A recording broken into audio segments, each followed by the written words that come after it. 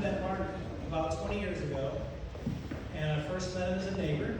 I lived like 3 doors down. And then I met him, we were co-workers. We worked at the same company, one that Ted and Red talked about. And then I met him as a bandmate, and we were in bands together. And so it's interesting to have that many different kind of ways to have friendship with somebody. But he was, as everyone had said, I mean, when I first met him, I was a little surprised because I was told he's the chief technology officer, he lives down the street. Why don't you go meet him, knock at his door. He was running a home for wayward gentlemen at the time. I don't know if anybody knows that well, but all the guys would just go to his house and thinking, oh, this is pretty cool.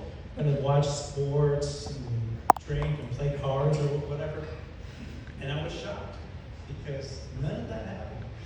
Some of that happened once in a while. But what was happening is Mark was at his kitchen table with a few others, Arkovsky and I can't remember who else was at the table, and they were doing haikus. And I didn't know what a haiku was. And I was like, am I at the right place? This is our chief technology officer, and this guy's writing Japanese poetry?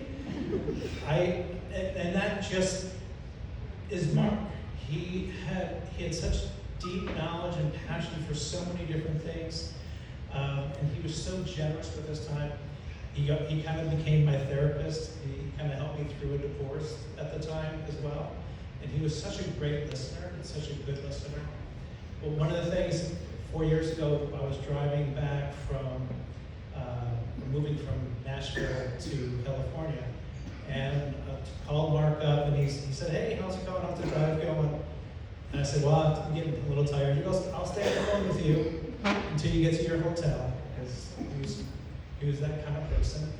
And we talked about existential philosophy in Paris in post-World War II. I mean, and we had deep knowledge of what was going on. It was incredible to me how brilliant he was and how unassuming he was.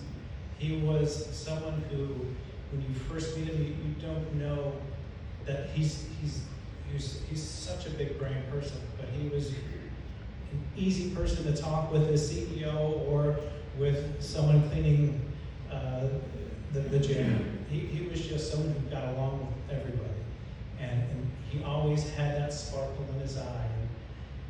He's a dear friend, and every time I had a chance to get to Winston and we'd go in his basement and drive Patricia nuts, making noise and playing songs, and it was a lot of fun. But I'm going to finish with a haiku I finally worked on.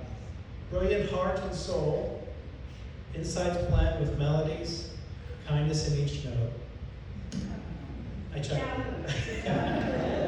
Yeah, thanks to everyone for coming out. He was such an amazing person, and he should be in our thoughts because he made me a better person. And I saw him before he was with Patricia, and I saw him after, and he was so much happier once after he met you and this time spent. He was such a proud father as well. He was always bragging and sharing recordings.